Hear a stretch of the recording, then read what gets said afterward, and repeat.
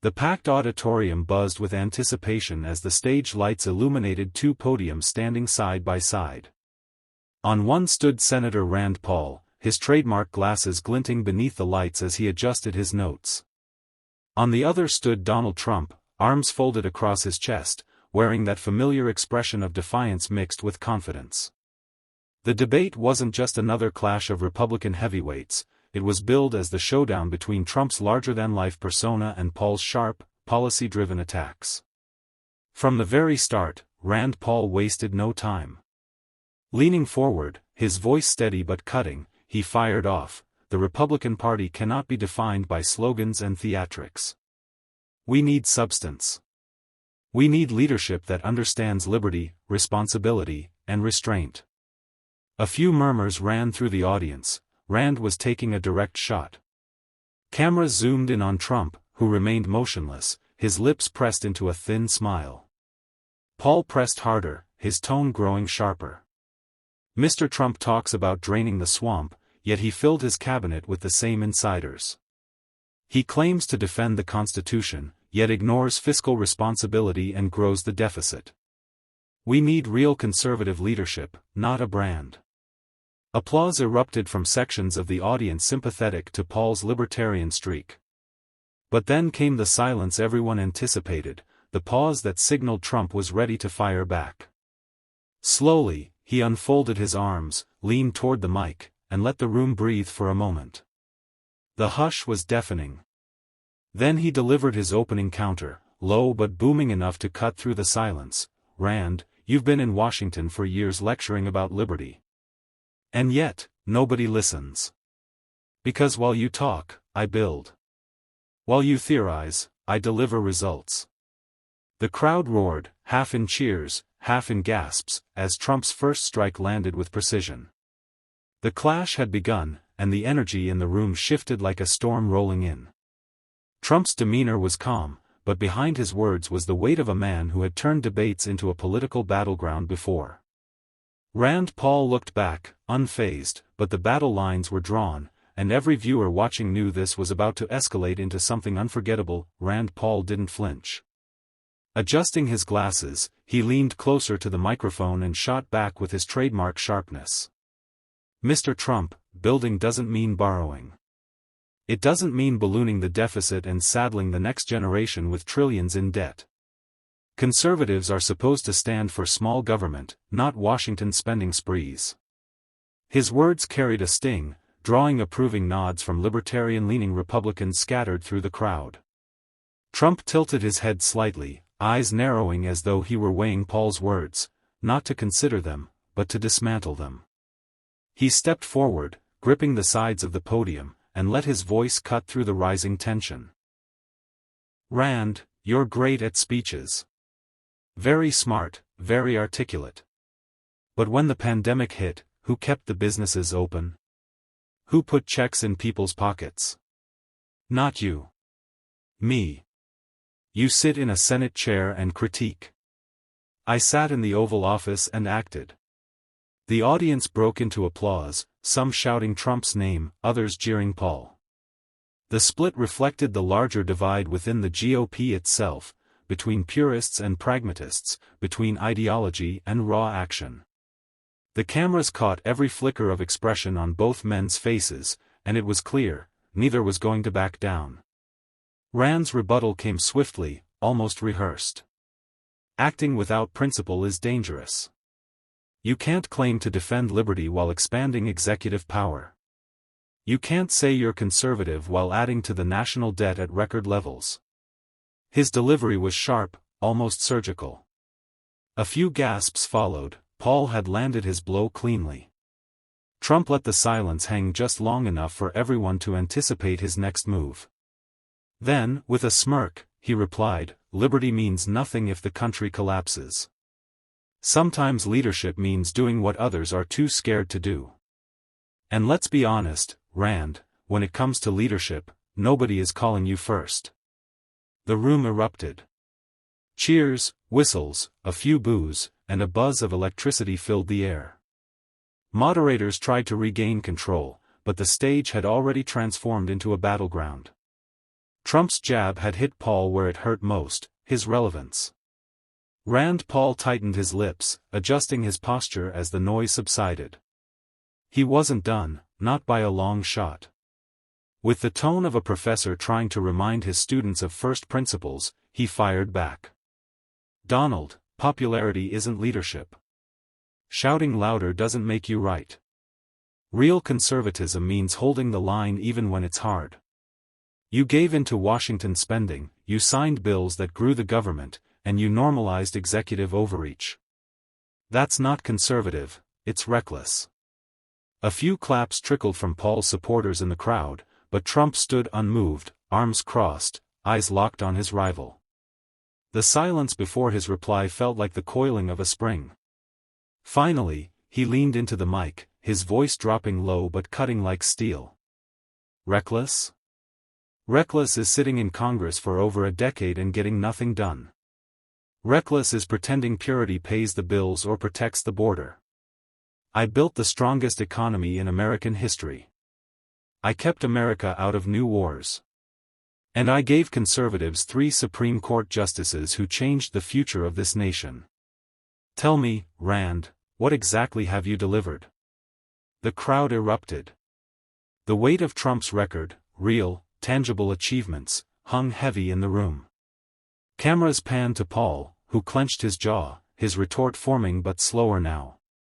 The price of your so-called achievements, Paul shot back, his voice rising, is a weakened Republican Party, divided and distracted. You thrive on chaos, Donald. You pit Americans against one another, and then you call it leadership. That's not conservatism, it's narcissism dressed up as patriotism. The words hit sharp, pulling gasps from the audience. For a moment, the stage trembled with the clash of vision, Paul's demand for ideological purity against Trump's unapologetic pragmatism. Trump didn't hesitate. He raised his hand, commanding silence, then delivered the hammer. You call it narcissism. I call it winning. And Republicans are tired of losing. The room detonated in cheers, chants of Trump. Trump, echoing through the hall. The moderators' voices were drowned out completely.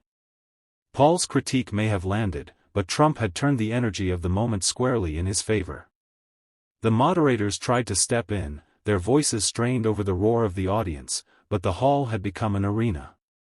Rand Paul raised his hand, attempting to regain some control of the narrative. This isn't about winning chance, Donald. This is about principle. You bend to whatever serves you in the moment. You talk tough on spending, then sign the largest deficit increases in years. You talk about draining the swamp, yet you surrounded yourself with lobbyists and career politicians. That's hypocrisy, plain and simple. A murmur rippled through the crowd, some nodding, others shaking their heads.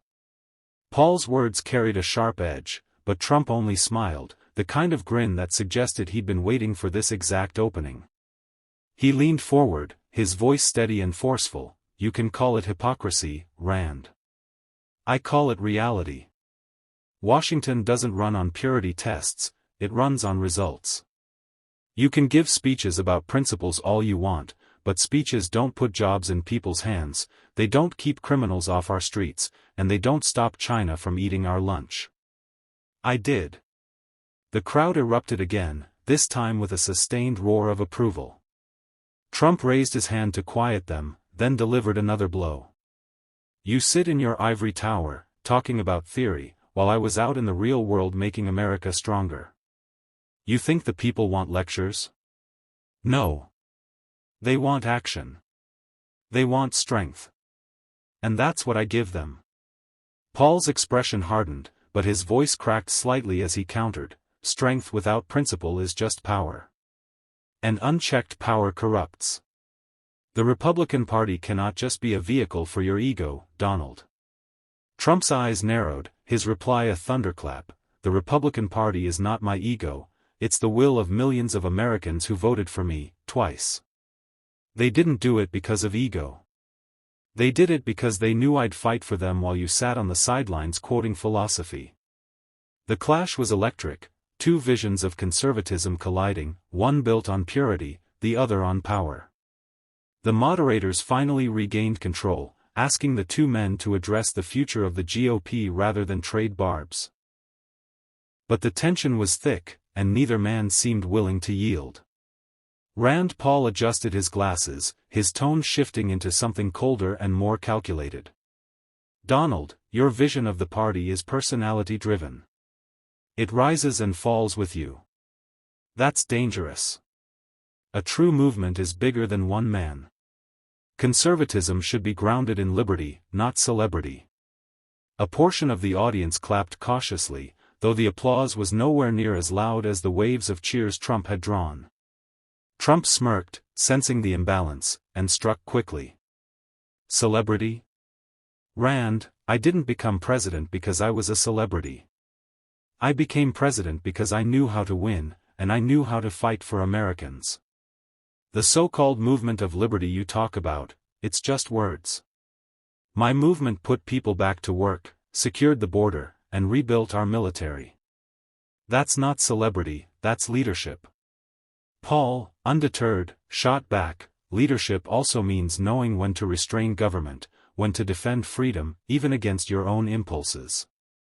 You don't believe in restraint, Donald, you believe in domination. And that will tear the country apart." Trump leaned on the lectern, his eyes blazing. "What will tear this country apart, Rand, is weakness disguised as restraint. You think we can fight China, the cartels, radical Democrats with polite lectures?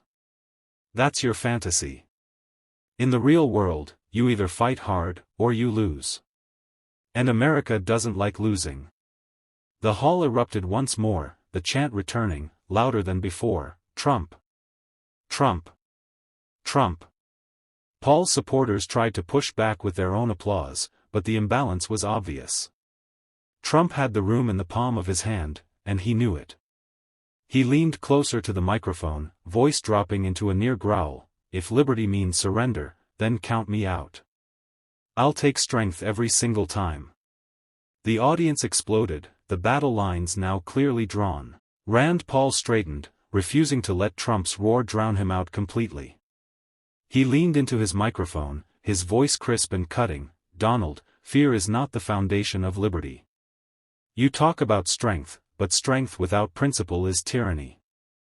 Our forefathers didn't fight a revolution so one man could bend the system to his will. They fought so power could never be concentrated in the hands of one." A ripple of approval moved through Paul's corner of supporters. He seized the moment, raising a hand toward Trump. "You call it winning. I call it dangerous. America deserves a leader, not a king. And I'll say it plainly, you crave power more than freedom." Gasps echoed across the hall. It was a bold strike, the kind of accusation that could rattle any opponent. But Trump only smirked, almost amused. He waited, letting the weight of Paul's words linger before delivering the counterpunch. "Rand, I've been called worse by people much tougher than you. But here's the truth, if I wanted a throne, I wouldn't have given up billions to serve my country. I wouldn't have endured endless investigations, smears, and attacks. I did it because America was failing under weak leaders, and I wasn't going to stand by." The crowd erupted with thunderous cheers, drowning out Paul's faction completely. Trump raised his hand for silence, his tone shifting to something more personal. "You say I crave power? No, Rand. I crave victory for America. I crave jobs for our people, security at our borders, and pride in our flag. If fighting for those things looks like power to you, then maybe you've forgotten what leadership actually means." Paul's lips tightened, his frustration visible. For all his intellect and precision, he was being outpaced by Trump's raw force. The chants grew louder again, "USA! USA! USA!" The energy tilted unmistakably toward Trump, as if the room itself was choosing sides. The battle was far from over, but one thing was clear, Trump wasn't just defending himself, he was rewriting the rules of the debate. Rand Paul wasn't finished. He steadied himself, leaning forward with a steely glare. "Donald, you can wrap it in flags and chants, but the truth is clear. You've built a movement around yourself, not around the Constitution. That's not patriotism, it's personality politics. And America deserves better than a cult of one man." A hush fell over the hall. The jab was sharp, surgical, meant to cut at Trump's identity as the centerpiece of the Republican base. Paul's supporters clapped fiercely, seizing the rare silence. Trump's eyes narrowed. He adjusted his stance at the podium, then delivered a counterstrike with his trademark bluntness. "Cult? Rand, the only cult here is the one in Washington, the cult of career politicians who talk big and deliver nothing. I don't serve lobbyists, I don't serve globalists. I serve the people. And they know it.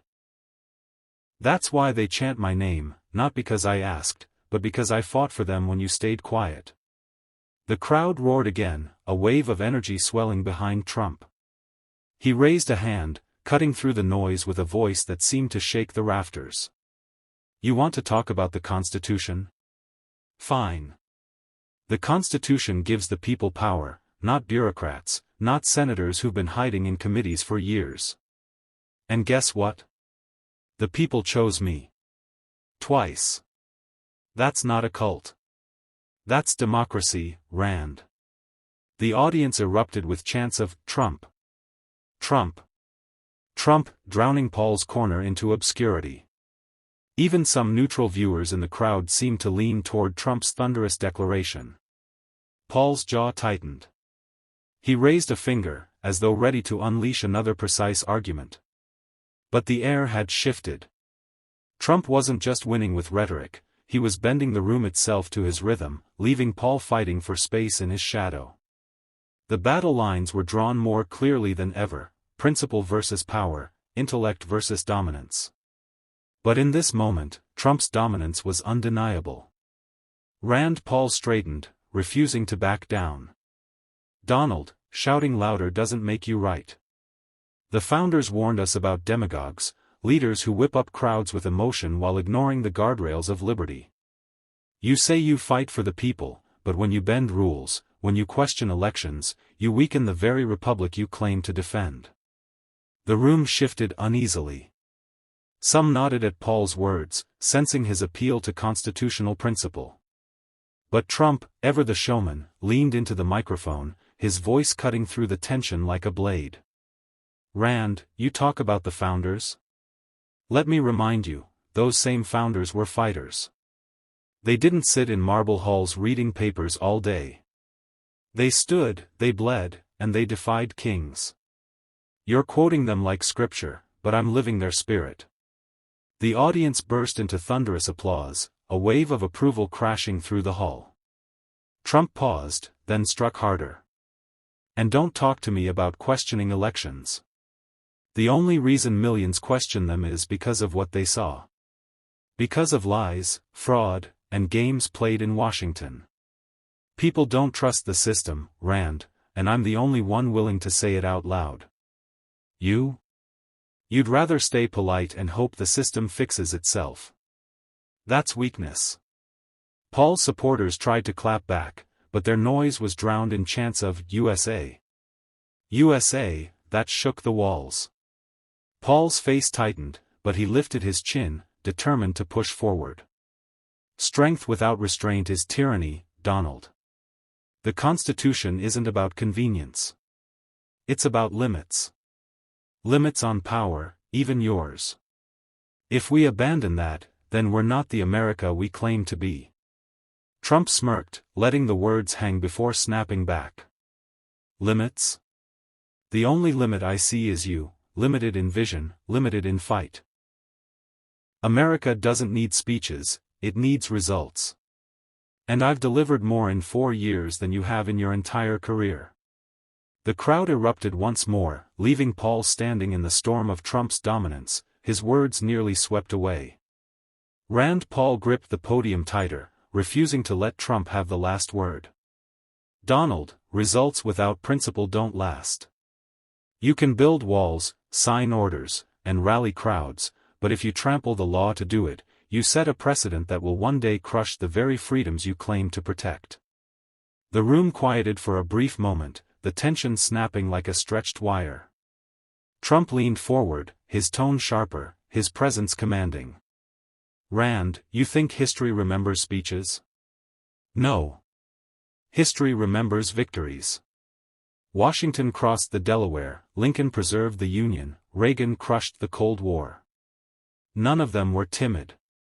They didn't pause for lectures, they acted. And when I was president, I acted. That's why America remembers me. That's why they'll remember me again. The crowd thundered in agreement, standing and clapping so hard the sound echoed like rolling thunder. Paul, his jaw clenched, tried to press back. And history also remembers mistakes, Donald. Leaders who thought they were above the rules. Leaders who thought might made right. I'm telling you now, America doesn't need a king.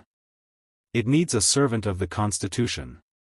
Trump laughed, the sound deep and mocking, filling the hall. A servant? Rand, you've been serving speeches for 20 years and nothing's changed. While you quoted Madison, I cut taxes. While you debated on the Senate floor, I brought jobs back. While you dreamed of purity, I fought reality. And guess what? The people know the difference.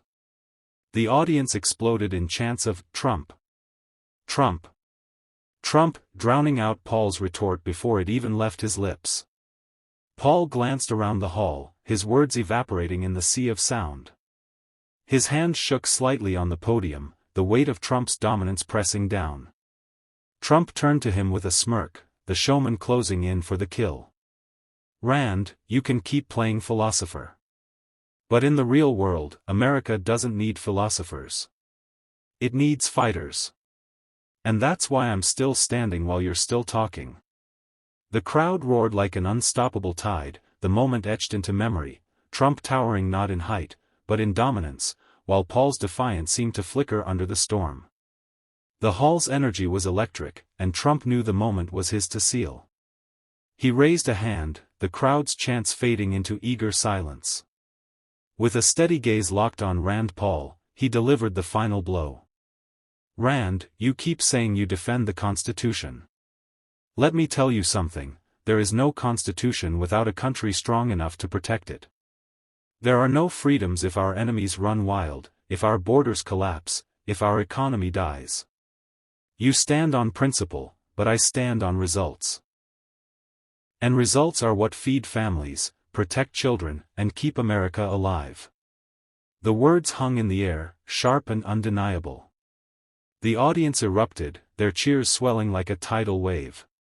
Paul tried to interrupt, his voice straining against the roar. Principles are what keep power from corrupting, Donald, he shouted, but his words were drowned out before they could land. Trump leaned closer to the mic, his tone dropping lower, almost intimate, yet cutting like a blade. Rand, when America needed strength, I gave it.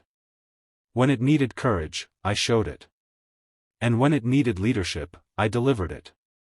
That's why they're cheering for me, not you.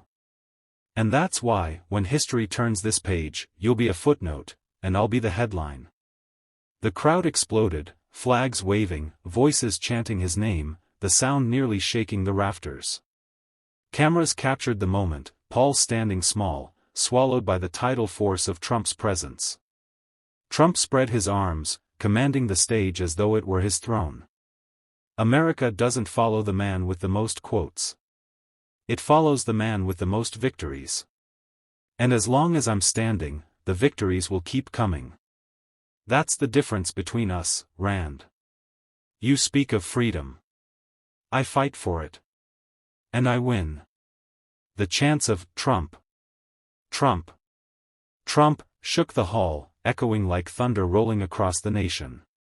Rand Paul stood frozen, lips tight, as the realization hit, this wasn't a debate anymore. It was a reckoning, and Trump had claimed it, word by word, roar by roar. The cameras zoomed in one last time as Trump turned to face the audience, a grin tugging at the corners of his mouth. He had silenced the challenge, shattered the defiance, and stamped his dominance into history once more.